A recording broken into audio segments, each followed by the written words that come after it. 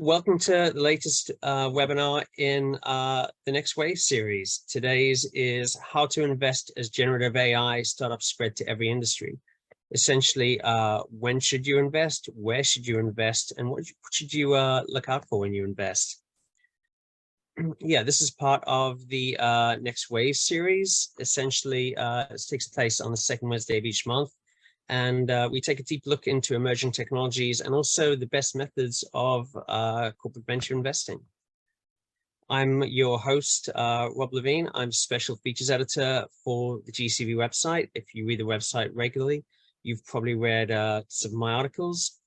And essentially, I'm hosting because the tech isn't advanced for a chatbot to do it yet. Anyway, let's introduce the panel for today. Okay, first off, we have Jeff Herbst, founding manager partner for GFT Ventures. Yeah, thanks so much for having me. My name's Jeff Herbst. I'm a founding managing partner of GFT Ventures. We're a $140 million under management venture fund focused on early stage deep tech, particularly AI and data science. And I kind of grew up with the AI revolution. I spent the previous 20 years before starting the fund in 2021 at NVIDIA, where I ran corporate and business development. And that's where I developed my relationship with GCV, which has been amazing. And they asked me to be the co-chair of what's called our Global AI Council, which is kind of intertwined with this webinar that we're doing. And even though I'm not a corporate, I co-chair this with a gentleman from In-Q-Tel, a good friend called George Hoyam, and we're spending a lot of our time educating the community about AI and working with corporate. So it's been a great experience, and thank you so much for having me. I'm looking forward to hearing the insights from the panelists today. Okay, and next up we have Vibor Rastogi, who heads AI and machine learning investments at Citi Ventures. Thanks, Rob. Really excited to be here. So I lead AI investments for Citi Ventures. We've been around since 2010. We have made over 150 investments since we started, several in the AI and data space. Lexion, one of our portfolio companies, Gaurav Oberoi, CEO of Lexion, is here, who'll introduce himself shortly. And Citi is a global financial institution. We have over 200,000 employees. We have operations in 100 countries. We have $4 trillion of money flows every single day, over 100 petabytes of data, 70 million unstructured documents that we analyze via AI or looking to analyze via AI. And Lexion will be a core central component of that work as we onboard Lexion down the road. We have real-time data, batch data, 3,000 data scientists, and really Gen AI use cases in sales, marketing, customer service, recruiting, quantitative trading, fraud, risk. So really excited to be here and discussing all of those use cases. Okay, and since you introduced him, next up is Gaurav Oberoi, who's co-founder and CEO of Lexion AI. Thank you. I'm Gaurav. I'm the co-founder and CEO of Lexion. We make software that allows teams to speed up the entire process of contracting. And in fact, we help with all sorts of document workflows because they all involve very similar processes of approvals, negotiation, drafting, filing away. And what makes us unique is that we use automation and AI throughout this whole process. So, for example, companies can come to us with 20,000, 50,000 agreements, and we can ingest all of them, read those contracts, and spit out reporting like, hey, here's what's coming up for renewal next month. We have been quick to build functionality using large language models. We released a variety of features back in December when ChatGPT had just come out, and we continue to innovate there, and I'm excited to talk more about that. Okay, and finally, we have Mark Parody, who's Vice President of Data Strategy for Northwell Holdings. Wonderful. Thanks, Rob. Happy to be here today and happy to be here with my co-panelists. Mark Parody, Vice President Data Strategy for Northwell Holdings. We are a for-profit arm of Northwell Health, largest health system in New York State, largest employer in New York State. My role is really twofold. One is within the holdings group to look at the companies and opportunities from a data science, machine learning, AI, data assetization, data partnership standpoint. And then the other is helping Northwell as a whole think through data strategy. And that's data strategy writ very broadly. So not only is it the data, but it's the algorithms that are derived from that data, the applications those algorithms are embedded into to drive changes in behavior that ultimately lead to improved outcomes and net new value in one form or another. So really the entire value chain from end to end there. Arguably, I've been building statistical models and machine learning models for over 30 years now. We just didn't call it data science before 2007, 2010. Generative AI, as I think probably most of the audience knows, is actually technology that's almost 10-year-old technology now, and is certainly something that we've been following and looking at for a while. And the use cases within healthcare, I think, really offer up an opportunity, unlike many of the other sort of more traditional AI and ML use cases, really offer up an opportunity to redesign and rework in a fundamental way many of the care pathways in order to bring basically the joy and connection back to medicine, both from the provider standpoint and the patients. Great. And I should also mention just at the top, we've got Jeff from GFT Ventures. GCV is a strategic LP in that fund.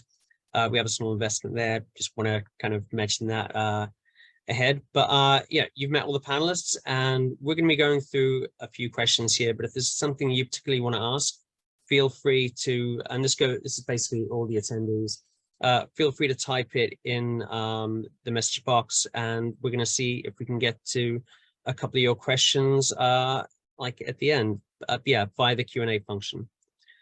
First up, a lot of the companies that are raising money now are the large language model startups like OpenAI, Anthropic, and Cohere. But a lot of those CVC investors that are actually backing them are on hard tech. If you want like a dedicated hard tech company, should you be looking to invest in the early front runners now, or is it better to wait until there are tailored products catering to your particular industry or area? Like Vibor, what's your opinion on this? Yeah, no, we should be investing now, hence our investment in Lexion earlier this year. If you think about corporates like ourselves as a global bank, we can really be a design partner for these generative AI companies. So as they think about taking their product that may have frankly even been developed for the consumer world, and they're looking to now apply it to enterprise use cases, corporates can really help them think through, what are the security, architecture, legal implications, copyright implications that you need to deploy it at scale.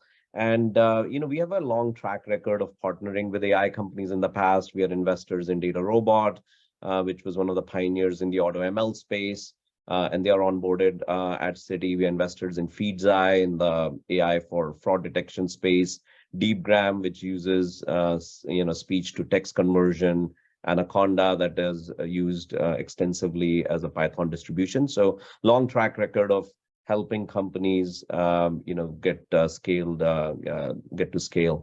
at a global financial institution. And Mark, you kind of, I know at Northwell, obviously you're a healthcare company. I guess, that's a little bit different from financial services, but how do you see the landscape right now for that? So, I mean, I think it's a fantastic time to get in and to really partner. I think if you look at not only the history of new technology, but certainly the history of AI, one of the mistakes that I think that is made again and again is that people wait too long, right? Startups will appear, interesting ideas come out of academia, these product lines emerge, but they kind of get developed in a vacuum, right? Or they kind of get developed from the standpoint of that startup, or the standpoint of that, wherever that sort of academic research that came out of. And to Vibor's point, right, there's a lot that goes into being an enterprise solution. And there's a lot to be said for really deeply understanding not just one use case in an industry, but sort of multiple use cases, and really understanding the complex set of systems and processes and technologies that live behind something like a financial services institution, or live behind something like a healthcare delivery institution. Because one of the things that we've seen again and again is companies will come to us and they might have a fantastic idea, a fantastic algorithm, a great application, But at the end of the day, it doesn't tie into a reimbursement model, right? And if there's no way to get paid for the work, there's no way to do the work, right? And so oftentimes these things are not necessarily taken into account, or you'll see that it was built with one specific workflow in mind without taking into account the variety of different workflows that occur in the same care pathway or the same care process, not only across healthcare institutions, within healthcare institutions. So I very strongly agree with Vibor that now is the time to be making these investments. Now is the time to be partnering with these companies. And if they're serious about an industry or a vertical,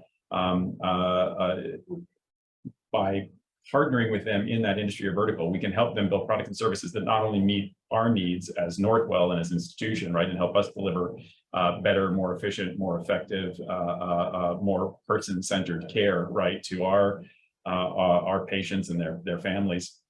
But if we do that in the right way, they'll be able to take those lessons learned and generalize them more broadly across healthcare institutions in the Northeast and nationwide and potentially worldwide as well. So give us an idea a bit briefly on like how generative AI could really help Northwell's business, because you're not like a tech first company really.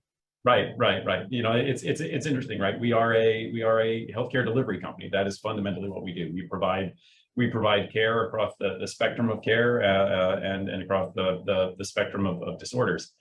And so, one of the things that we're looking at very closely right now, and we're not the only ones doing this, plenty of others are looking at it in this space as well, but is how do you take this massive amount of information that exists and lives in the electronic health record, right, about a given patient, and how can you go and digest that and summarize that and turn that into something that is human digestible from the clinician standpoint? So for instance, it's not uncommon for a complex patient or a patient who's been with us for 20 plus years to have a health record that may be 400 pages, maybe 4,000 pages. And if I'm a new clinician or I haven't seen this patient in a couple of years, there's no way I can read through 400 pages. There's no way I can read through 40 pages, quite frankly, right? In the time that I have to prepare, right, before I see that patient, let alone 400 or 4,000. So being able to take that volume of information and being able to summarize it relevant or relative to a particular practice area. So as a PCP, I'm going to want to see a different summary of that information than if I'm a cardiologist, than if I'm going to go and than if I'm the diabetologist, right, for this individual. And so being able to create those individualized contextual summaries that are relevant to that specialty for that patient, that's enormously valuable and allows those individuals to provide significantly improved care. And even more so, there's an additional level of personalization you can provide beyond that. Two cardiologists may choose to see different summarizations or different formats of summarizations of that information, right? And with generative AI, you have this ability or the capability for those algorithms to learn how one cardiologist would like to see, present, summarize, prioritize that information versus another cardiologist in order for that clinician to provide the best possible care to that patient. So that's certainly one of the areas we're looking at very closely and doing a lot of work with. Okay, now Jeff, like GFT is, I think as you said, a frontier tech and AI fund, but you were telling me that you're actually yet to invest in generative AI. Do you kind of see now as is that because now is really not the best time and you're waiting for this next wave of really like viable startups? Yes and no. Let me give you a little perspective, and I might have a pretty good vantage point here because I came out of the corporate world where I ran venture, corporate development, startups, and now I'm in the financial venture community. First off, I think this is huge. I mean, generative AI, it's the second big bang in my view of the AI revolution. The first was 2012 when AlexNet kind of won the ImageNet competition at Stanford. It kind of caused an explosion of computer vision. This is actually bigger because and essentially generative AI is pattern recognition, just like computer vision is. And it's pretty amazing stuff. That being said, I don't think it's ready for prime time yet. It's not enterprise grade. And so there are many, many problems that need to be solved. And as a VC, problems are opportunities. So I think this is great for us. And we are starting to look. Now, we're about to pull trigger. The reason we stayed away from the foundational models is a couple of reasons. first of all, I don't want to offend anybody, but to some extent, you could argue that it's not that the technology, I think it was Mark or Vibor said, the technology has been around for a long time. There's not new technology. The big challenge was, getting enough data and having enough compute to kind of train these models. So eventually, I do believe there's huge value in it, but they're kind of one level removed from cloud services. So that's why we stayed away. The second thing is, you asked if it's the right time to invest. Well, it depends. I think if you're a corporate, it's very strategic. Some of the stuff Vibor talked about and Mark, to get involved very, very early with some of these foundational models and other things. Even if your benchmark for financial return may be lower than a financial VC like mine, and that's why I think what you've seen in a lot of these foundational models is a lot of strategics, going in, and you could argue the valuations are a little bit frothy. Ultimately, those companies will get valued at revenues and profits. So I think the next wave is where financial VCs like myself will make our living, because I think there's so many problems that have to be solved. You got to put so many guardrails. You have to take these models and make them specific to various industries. And that's what we saw with a lot of the computer vision models. Even that technology is open source. So I think there's huge opportunity. I think this is the biggest thing we've ever seen in our lifetimes. And I'm super excited, but it really depends on your perspective. If you have strategic interest, there's a value to investing now, maybe even if you don't like some of the valuations. But I think from a financial and strategic standpoint, the biggest opportunities are still yet to come. And Gaurav, obviously we can talk about what the benefit is for a kind of a corporate investor to actually invest in a startup that's doing generative AI technology. But from your perspective, from your point of view, obviously City Ventures is one of your investors, but what would you be looking for in a corporate investor in order to kind of get them on board?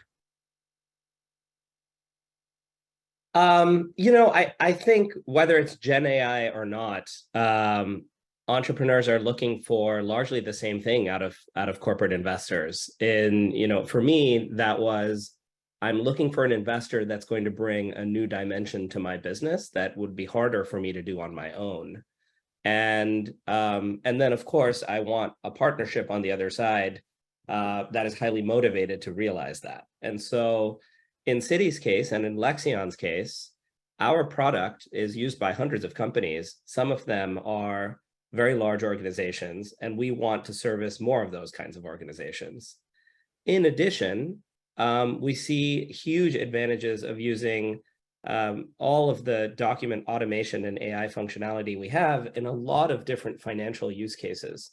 And what better organization to do that with than a multinational bank with so many different divisions and so many different products and services in a highly regulated industry where it is critical to operate correctly. But at the same time, you want to be quick and you want to respond to your customers as efficiently as you can, which is better for your business overall. And as these large organizations look internally towards applying these technologies, they're going to be, every company is going to be asking questions like, hey, is everybody still writing customer support tickets manually? Why aren't like 30% of them fully automated and at least 40% of them come in with great suggestions that learn from our knowledge base and update based on the answers we've been giving in the last week? I mean, those are the kinds of efficiencies that you'll see in just one tiny department in a large organization like Citi. But you can imagine they're working with lots of different kinds of agreements between banks, between institutions, between very large holders of various different kinds of capital. And this is where we can apply this tech. So I'm excited about finding a corporate partner that is going to give me access to something I couldn't get on my own or easily get. And this is access to solving these kinds of problems in these kinds of large regulated industries. And, and separately, it's important to find partners that have built an organization and an infrastructure that has delivered on that promise. So another thing that was really exciting to me about talking to Vibor was I said, hey, would it be cool if I talked to some of the other CEOs that have raised from you? And he said, of course. And they had just glowing things to say about how the City Ventures team plugs them into P&L owners across the company and does the right level of matchmaking. So these P&L owners continue to have trust with City. Hey, you're bringing me things that solve my problem. And at the same time, we're getting access to people who have real problems. So it was really both of those things that I would look for. And it's been wonderful working with Vibor and team so far. And going beyond financial services, how wide a scope do you really see potential kind of corporate investors? Like, for instance, could Northwell be an investor, or say a car company? Or what makes an industry attractive to you? Because of our product and technology, which is largely about document workflows and document automation. If you think about the core of that, that means being able to take a very large, let's say, loan agreement or a lease, and be able to quickly do things like extract key terms so that you can set up tasks and alerts for the various groups in the company that need to take action. But then as it goes through the process of renegotiation and discussion, to be able to capture approvals, to have all of this in one place for compliance purposes, to be able to even do things like get AI assistance in drafting and reviewing these sorts of agreements. So if you take that kind of technology in mind and you start to think, what are the industries where this is going to be most readily applicable? Industries that have a lot of paper, a lot of contractual work end up falling out and being great. In the early days of our tech, we founded the company out of the Allen Institute for Artificial Intelligence in Seattle. And we started it as a core tech company where you could give us piles of content and we could extract it. We did look at the medical industry. We spoke with medical insurers. The problem that Mark briefly touched on of, long medical histories being summarized, that is one that we looked at in the early days. We found, fit in this direction, and that's where we went. So with that context, I would look at corporates that give me access to industries like insurance, industries like commercial real estate, industries or corporates that are part of very large ERP systems, whether they be Oracle, NetSuite, Workday. Those kinds of organizations are seeing lots of enterprise paper flying across their platforms, and there's a ripe opportunity to automate it. Like, hey, when someone uploads this agreement, why do we have a team that's hired to read it, type in a few things into the ERP, and then route it to the right person to do that job? That kind of thing can be automated, and those people can do higher value work. Okay, and Jeff, you mentioned frothy valuations a minute ago.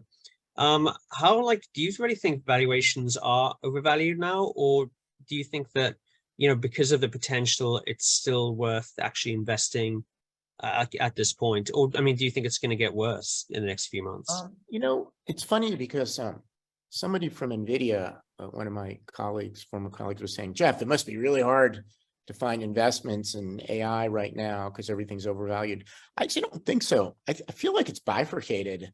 I think some of these very large foundational model companies have been bid up by strategics to a large extent. And by the way, I love working with strategics. Like, a lot of financial VCs are anti-strategic. Maybe it's because I came from a strategic, and there's a reason I spend so much time with GCV and contribute to the AI Council.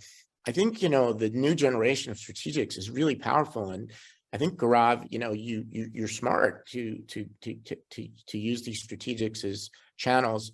The question is, like, ultimately, companies have to be valued based on revenues and profits. So I don't necessarily view strategics as the best metric of valuation, because they have two motives. They want to make money on the investment, and they want to fuel their own business. So I believe, and a lot of the press has asked me about this, I believe because there's two components, some of these strategic valuations of these companies are overvalued.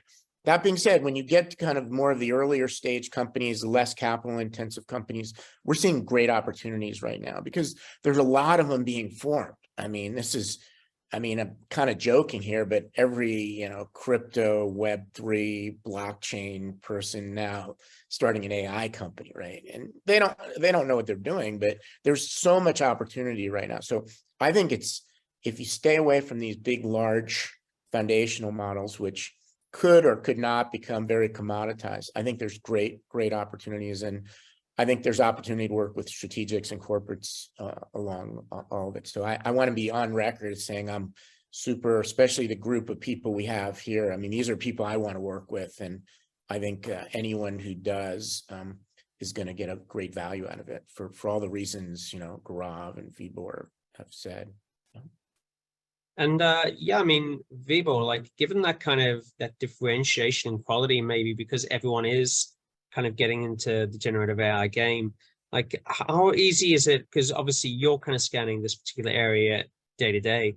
How easy is it to really get in those rounds for the best or most promising startups right now?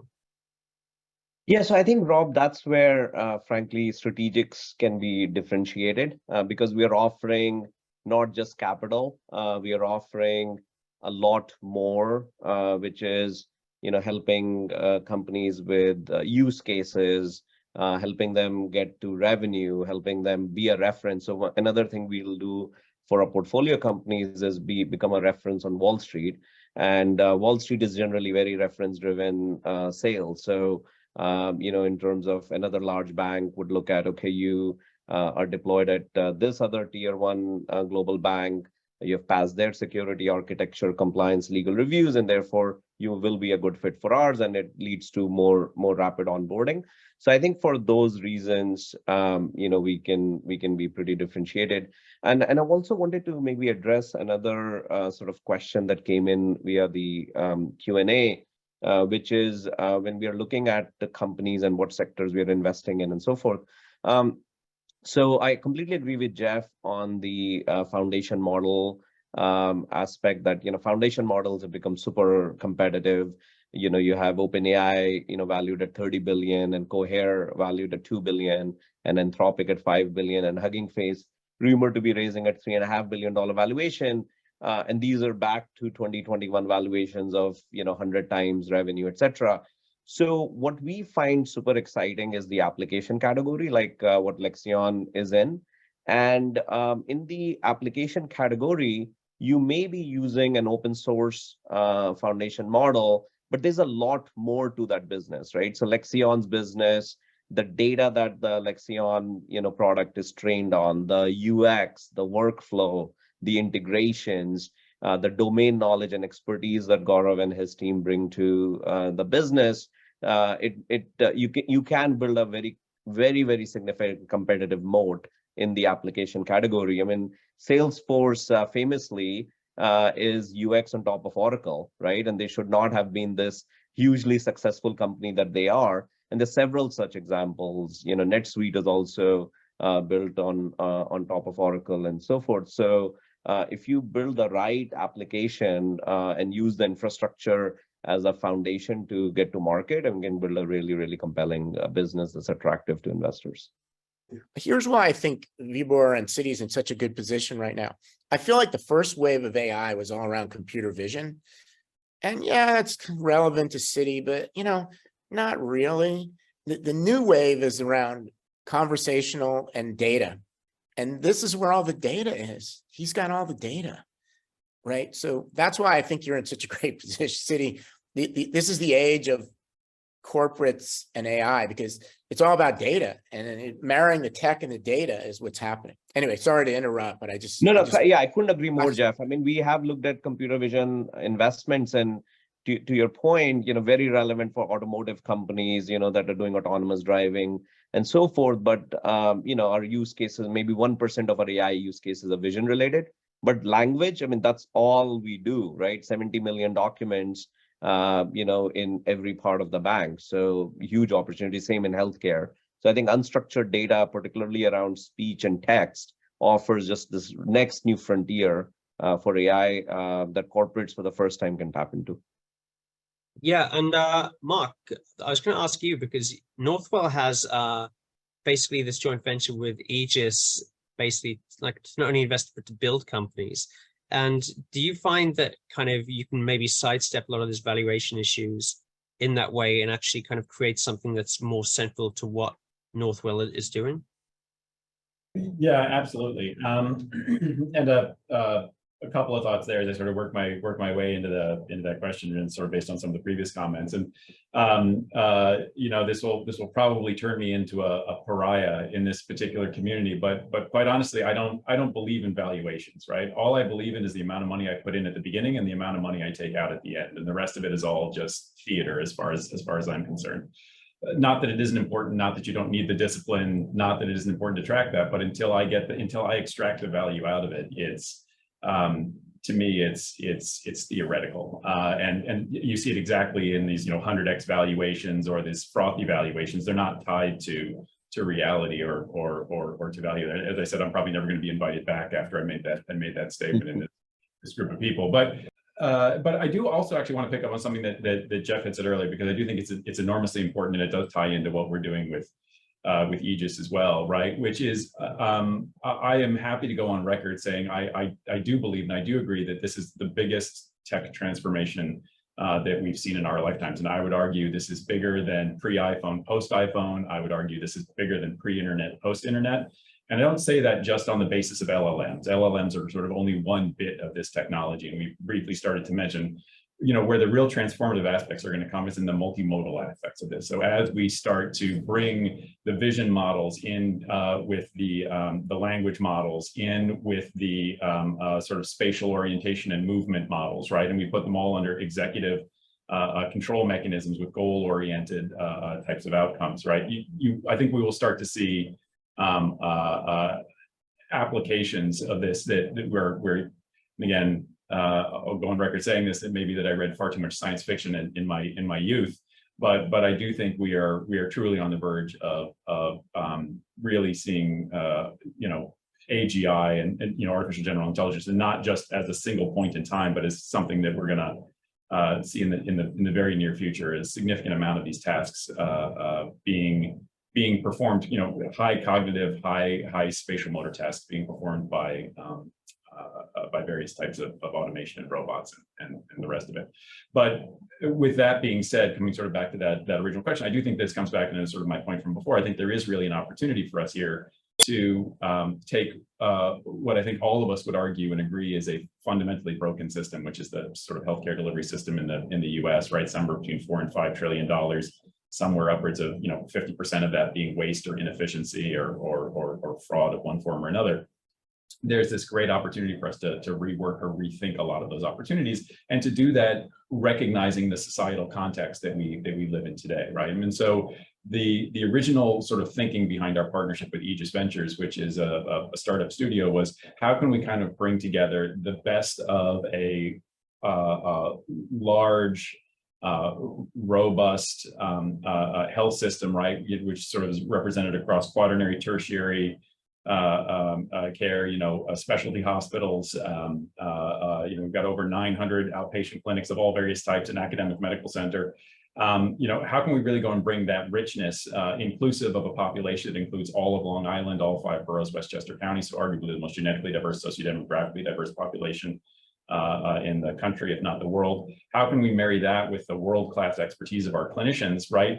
And identify where there are these opportunities for us to re-engineer, rework, rethink, reimagine healthcare from within, to address some of these fundamental issues that we have around disparities in care, inequities in care, around issues of burnout with clinicians. You can't just simply push a button and have twice as many doctors in a year. You can't just simply push a button and have twice as many nurses or rad techs in a year, right? These are careers that take years, decades to train and build experience in. And so we need to find ways to make individuals more productive, more effective. We need to get back to the reason why people went into healthcare in the first place, which is to provide care, to connect with humans, to provide that level of comfort. And when we're living in a system where 85, 90, 95% of the clinician's time is spent documenting, right, is spent sort of, and where we have clinicians who are not able to practice as clinicians because it's their job to go through and do the abstraction and the utilization review and all the work that needs to be done from a billing perspective, simply to get paid for the work that we do. And And I do agree that health is certainly a fundamental right that all of us are entitled to as humans. How that health gets created and delivered is something that we are discussing and trying to figure out as a society, but it certainly is difficult to produce the best possible outcomes in the current system that we have. And so we need to find ways to leverage these technologies to make each and every one of us more efficient and more effective, and again, to really return that human aspect to care, which is really where healthcare began. And so that's one of the things that we are so excited about in this partnership that we have with Aegis, which falls under the umbrella of an entity we call Ascertain, where we are building out this robust, repeatable, evidence-based pipeline for the creation of these AI-enabled companies focused at addressing these disparities and inequities in care, by where possible, fundamentally reworking the care models, and where not possible, by providing greater efficiencies in the existing models that we have. Okay, and Gaurav, I'm not going to ask you with your valuation as Profi, but I think like something that everyone really wants to talk about is basically, I guess, the risks. I think like one of the questions in the Q&A was, how does Gen AI solve the accountability issue in sensitive settings? Now, obviously, you're kind of on the tech development end, and like, can you give us an idea of, I guess, basically, if you're kind of an investor looking to invest in this, looking to use this technology, how do you basically make sure you can use technology responsibly with your data? You know, it's definitely a problem that companies need to solve, but I don't think it's the most challenging of problems. I think there is a very clear path. Now, again, it may depend on the use case, but I can talk about ours, which is a highly sensitive use case, because we have all of a company's contracts, vendor contracts, employee contracts, customer contracts. So we're seeing the lifeblood of the business. Very important to keep that secure and safe. So there's a few pillars to this. One, all of your basic security stuff is obviously a check. Are you, properly taking care of this data?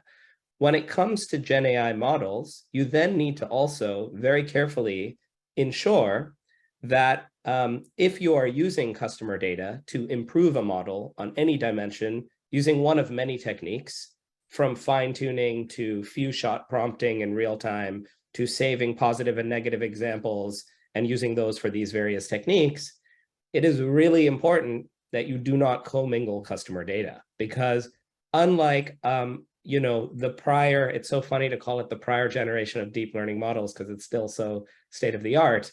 But if you had trained a deep neural network to perform entity extraction on a document, that means pull out things like dates and parties, it's very hard to reverse engineer that to spit out what were the original documents that were fed. It's nearly impossible. With Gen AI, it's actually very easy to do. So if we, as a business, train a model, for example, that allows you to answer questions about your contracts. Hey, does this person get a price increase on this annual renewal, etc. And we feed it all of our customers' contracts together. That would be a major faux pas. It's absolutely not something we would do, because it would be too easy for a customer to accidentally see some portion of text from somebody else. On the other hand, if we are able to segregate this data and, of course, clearly communicate to our customers how it's being used, then I think it is the richest vein for improving these models and one of the biggest areas of moats for companies. I know there was a question about defensibility, and we can talk about that a little later too. So 1, basic security stuff. 2, do not commingle customer data. And then 3, I think, again, I don't think of this as a complex problem. There's been a lot of news about ChatGPT being used in business context, where I believe there was a famous case of Samsung engineers using it to help them in their daily work, and somebody else was able to reverse engineer and see some early specifications for a product that wasn't yet on the market. So I think this is more about corporate training, and of course, don't use public websites to post company data. It would be no different than me going to Stack Overflow and pasting in some code from my internal banking system and saying, help me find the bug. So I think there's some education around that. I also think that there was some miscommunication perhaps on OpenAI's side in their rollout, but I think there was some confusion when their APIs were first released on, hey, is the data private for API usage, or does it feed back into the main sort of ChatGPT learning mode? And it's been private from the get-go. I think that there's just some clarity that they could have provided, and that's in their terms of service. So obviously make sure the data leakage doesn't happen on your cloud provider or some downstream entity that's providing some portion of this back to you. I think that's important. The other part of it is accountability and making sure that whatever it's producing is believable. Again, very applicable to what we're doing. If somebody comes and says, hey, does this contract renew? And we say, no, it doesn't. And then it does, that could be, lots of cash out the door. So different applications will have different forms of guardrails. In our industry, where we are dealing with natural language that represents agreements between parties, our guardrails largely come down to the trust but verify mode. So in this case, it's all about really great UX that shows the user where this answer came from. And I'll share an example that may be more applicable for everyone. Lots of people are building chatbots of different kinds. Talk to your contracts, maybe talk to your employee HR policy, so that someone, instead of bugging HR with, hey, is this holiday off or whatever, could maybe come and ask this bot, hey, just questions, what is our parental leave exactly? And if for some reason that HR policy did not have mention of the question, the LLM could hallucinate and come back and be like, oh, we have the best parental leave policy, you can do all this. A guardrail would be there to say, hey, point to the relevant text. And if you don't find any, then obviously reject it. And there's lots of research and techniques being done to even use LLMs in this process, like having it come back with an answer pointing to some text, and then asking it, hey, can you go and check this answer? So there's a variety of different things people are doing. So that's sort of on the guardrails front. So, I mean, just to summarize, do your basic security hygiene, make sure your upstream vendors, you have the right relationships, you're not using the wrong product, do not commingle customer data, and then whatever your application is, think very thoughtfully about guardrails. And if you can't provide any, if you're some sort of artistic bot that's generating stuff, then let customers know upfront what the deviations might be if there's anything sensitive that might appear. Set folks up that way. Okay, and obviously there's all that, but there's also, I think, a lot of kind of uncertainty about, it feels like regulatory uncertainty right now. And obviously I think there's been reports that ChatGPT is getting dumber. When you're kind of like looking at all the stuff, there's also potential legal cases around copyrighted materials being used in the training. Jeff, since you're kind of exploring the space, can you give us an idea, how much of a risk do you regard these things as being when you're looking at potential investments? I think it's hugely risky. So I have a little perspective here in that I actually practiced law for 10 years. I'm still, I shouldn't admit this, 20 years later, I'm still a member of the California bar. I keep my member. So I was a IP specialist at one point, and what Gaurav is saying makes total sense. I don't know if you're a lawyer. You've got a great company. I don't know if you're actually a JD or good. I'm not. Just a computer scientist. Probably. I'm a computer scientist and a lawyer. See that you put those two things together, it's like better. Peanut butter and chocolate. It kind of mixes. But essentially, we've gone from an era where your algorithms were created by coders to where your algorithms are created by data. So your data is your code. And so this is a whole new era. And I wouldn't let anybody steal my code. So I'm not going to let anyone steal my data. And so we've seen numerous examples of people that are like, go look at all these data scraping cases. It's just evolving. And people say, well, it's on the internet, you can grab it. Well, not if, like a LinkedIn has terms of service, contractual terms. Like the newest case law, it's basically saying you can't take it. You can't take all my LinkedIn data and just use it and create a recruiting, AI or something like that. So I feel like this is a huge, and the amount of things that have to be solved are huge. So I'm like, Mark and I are in total agreement where this is like the most amazing thing ever.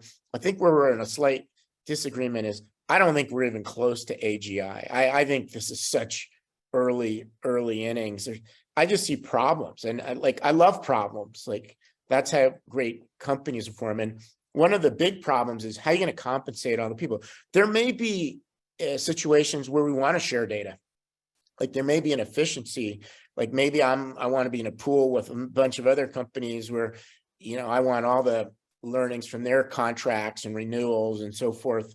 So I that may be one thing. I may opt in to go do it because I get something back. There may be other cases where I can't allow anybody any access. And then if you're an artist or a creator, you know, like this picture behind me, whatever, I don't know who made this, but, you know, if that's used to generate another picture, why should you be able to do that without compensating me? So I think there's a whole host of issues. And I think the lawyers, if you look, the chatter's starting, and I think a year from now, everyone's going to be talking about this. And so I think it's great. I think people should be compensated for their work. You can't, you know, at least in civilized societies, you know, I mean, there are places where you can just steal code and nobody cares, but not where we live. And so I think this is a huge area. I think there's going to be good for lawyers. There's going to be plenty of technology that'll place guardrails around it. And so up and to the right. And Rob, can I add something real quick to this, to yeah, what Jeff go said? for it. Yeah, so no, completely I agree with everything Jeff said. And, you know, City Ventures, we organized a generative AI showcase recently in New York, where we had a number of tech companies come and present. And what you're starting to see is now tech companies are indemnifying customers. So Adobe, you know, so to differentiate themselves and make sure that, you know, if anybody uses their Firefly product to generate images, which is, you know, their competitor to Midjourney and Stability and Dolly and other image generation products, they're indemnifying. We had another company, Writer.ai, which is a content generation company, and they are taking the same stance. So increasingly, I think we'll see where some of these Gen AI tech companies will be asked by customers to indemnify, to make sure that the data that their product is trained on does not violate any legal any copyright. And the second thing, to add to that, you know, that's something that we have been doing at Citi, you know, with the industry, which is, you know, fair, safe, and ethical AI. So essentially making sure that there are guardrails put in place so that if you have a, you know, some sort of prediction made by the AI or content that's generated by the AI, you know, it does not discriminate. It has all the privacy that's preserved as part of it. And is ethical, right? So it is not used for nefarious purposes. And, you know, White House is putting out an AI Bill of Rights as well. So I think increasingly we will see, you know, both organizations as well as the government, you know, getting smarter about legal and regulatory aspects of AI. Great. And I think we've only got a few minutes left. I do want to get on to at least one of the questions here in the Q&A. But Mark, very quickly, I wanted to ask you that question because healthcare data, obviously very sensitive. You know, do you feel like there's a risk in kind of pursuing this technology when it is at such an early stage?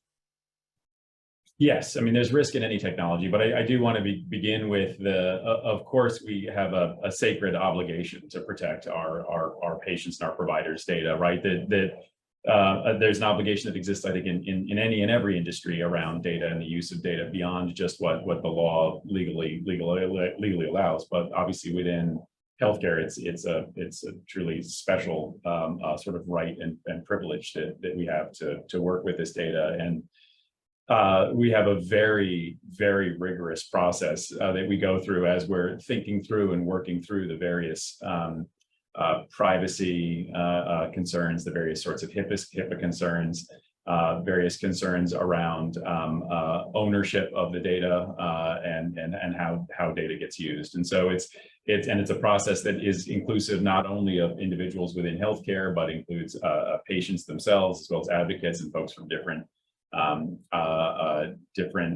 sectors and segments of society. So it's something that we take very seriously and is a fundamental component. And we will not engage, right, in work with any company, right, or any individual, which puts that sort of effort at risk.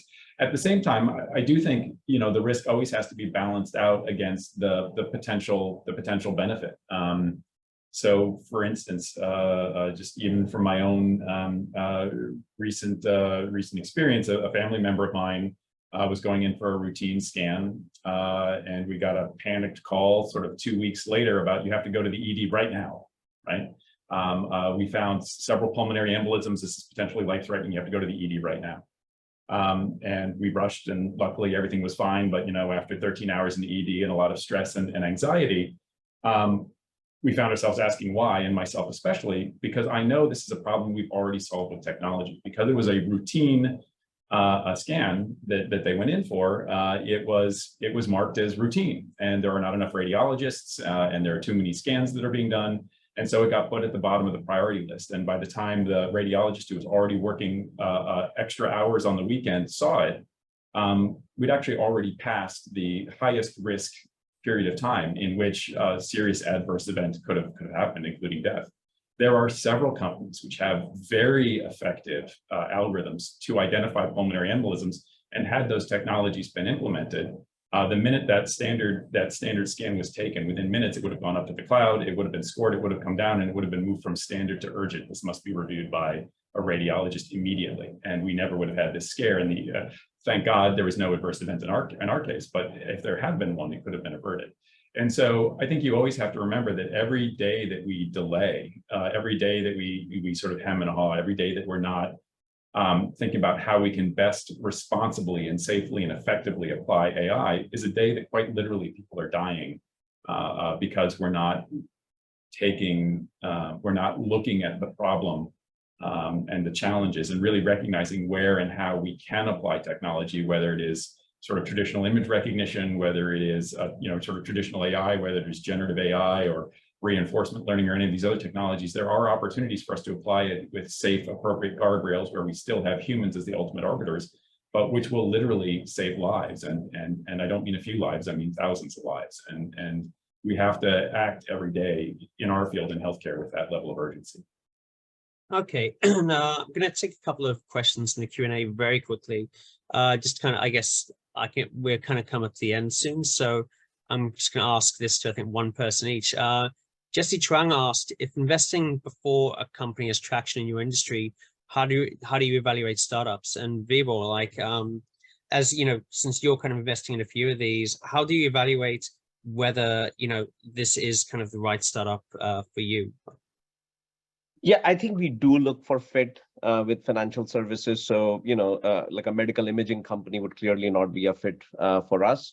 So they may not have traction with a large bank, but we do look for that it's sufficiently horizontal, and the use case would fit with financial services at some point. So they don't have to have sold to banks before they approach us, but the work they are doing, they aspirationally would need to target banks. And there are founders who will come and tell us that, look, large regulated banks are not a target market for us. And that's great, but they have to be looking to target financial services for us to engage with them. And if the tech's very new, like, how do you kind of evaluate it that way? If the tech is, we have a AI center of excellence, like I mentioned, we have 3,000 data scientists, who do work for us. We have an innovation lab. So we have a lot of in-house expertise that advises City Ventures on what's new and emerging. So we do tap into internal resources. Okay, and one last question asked to Jeff. Shantanu Sharma asks, while models in enterprise AI are advancing very quickly, which business plans would you say are currently most underrated or under-executed upon by founders? Obviously, Gaurav's is great, so, but just in general, what do you think people are yet to really capitalize on? Well, I think we talked about it. I think people just haven't taken, like these large language models erupted. The technology's been around, but nobody wanted to spend the money or the time to kind of go train them. So now we've got these generalized models. The only way you can spend that much money is you have to have a generalized model. So now I think the underrated business plan is now we have to actually make them useful in specific use cases and specific verticals. So I think it's exactly what we talked about. And so that's what I'm looking for right now. And I think there's just tons of opportunities. And then there's the other, which is the guardrails, like Mark mentioned this, it's multimodal. Like we don't I see, I think, I hear, I touch, I reason, all these things happen together. And I don't think we've even scratched the surface on doing that. And by the way, all that stuff requires immense compute horsepower, not only for training and for inferencing. So the last thing I'll say is anybody who's like starting to think about cost reduction and efficiency, don't talk to me, because I learned this, by the way, working in accelerated computing and computer graphics and AI at NVIDIA. People told us in like 1999 that, oh yeah, the graphics you guys have is good enough. We are not even getting started here. The world is basically going to be plugged in, and there's going to be, look at all these supercomputing centers that are popping up, these data centers that are popping up.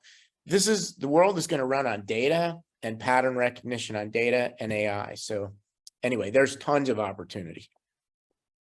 Okay, great. I think we're going to wrap up now. Thanks so much, Mark, Jeff, Gaurav, Vibor, for taking the time out to take part in the webinar. Thank you. Totally, thank you. My pleasure. Thanks for having us. Thanks, everybody. It was our pleasure. I wish we could have had another hour almost, but I think there was stuff we didn't really get around to covering. Yeah, before we go, yeah, these are the attendees, and also Jeff mentioned it. He's on it, the GCV AI Council. If you're interested in that, contact my colleague Amber Knapp. The email address is on the screen right now, or you can go to our website and actually look at the AI Council webpage, and they'll have the info on there. The next webinar will be September the 14th. That's going to be 9 a.m. Japanese time or 5 p.m. Pacific time. And we'll be discussing how you can make the most of strategic LP positions when you're investing in other VC funds. I won't be hosting that. I say you can join us. Liz Arrington, who most of you will know from the GCV Institute, will be on that one, as will Chihiro Hosoya of Estellas, John Banter from Blue Venture Fund, and George Kellerman from Woven Capital. Quite apart from the webinars, we have a few of forthcoming events coming up. The GCV Executive Leadership Forum is 2 months' time in New York. Then we have a corporate venture in Brazil at the end of October. If you're in LATAM or you can access LATAM, that's going to be very interesting, I think, basic event. We have GCV Asia in November. That's going to be in both Japan and South Korea, if you can make either of those. Then toward the end of November, we have GC Connect in Munich. And then the GCVI Summit in Monterey, California is in March. And I know a few of you will have gone to that already. I've actually haven't been, hoping to go to the next one. And hopefully I'll be able to see a few of you there. We also have a few institute courses coming up.